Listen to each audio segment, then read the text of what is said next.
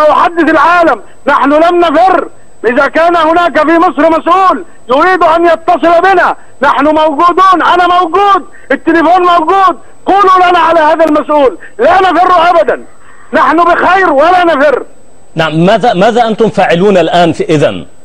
نعم، بعد أن فتح عليكم الأهالي كما تقول السجن وخرجتم وأنتم موجودون جميعا ولا تعرفون ماذا أو ما هو وضعكم القانوني، ماذا أنتم فاعلون في هذا الوقت؟ سنتشاور الآن، سنتشاور ثم نتفق على ما نفعله. إذا اتصلتم بنا بعد ساعة من الآن نقول لكم ماذا فعلنا. نعم، إذن أنتم موجودون جميعا تتشاورون فيما بينكم لمعرفة الخطوات التالية، وجميعكم بخير. 34 من أعضاء الجماعة، بينكم 7 من مكتب الإرشاد. نعم، أقول لكم أسماءهم، تحب تعرف الأسماء؟ نعم.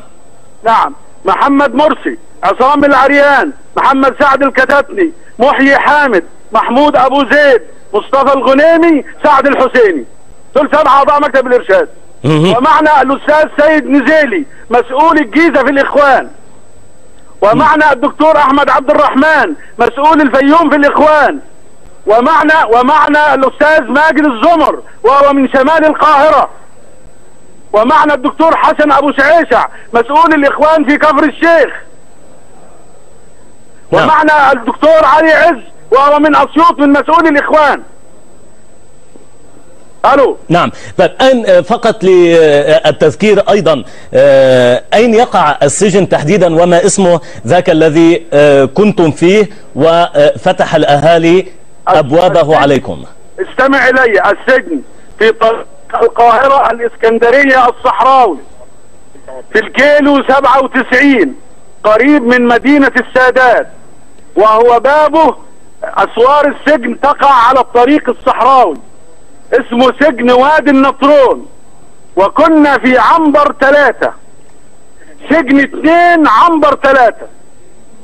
سجن وادي النطرون الكيلو 97 على الطريق الصحراوي بين القاهرة والاسكندرية، فهو شمال غرب القاهرة بحوالي 100 كيلو.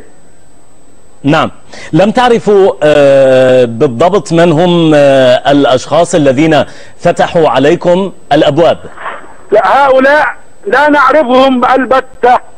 هؤلاء مساجين يلبسون لبس السجن وآخرين يلبسون لبس ملكي، لا نعرف من هم. هل حصلت أكثر من 100 شخص كانوا يبذلون كل جهد لكي يفتحوا باب السجن. استغرقوا أكثر من 4 ساعات. ذكرت أن إطلاق نار حصل وهرج ومرج، هل معنى ذلك أنه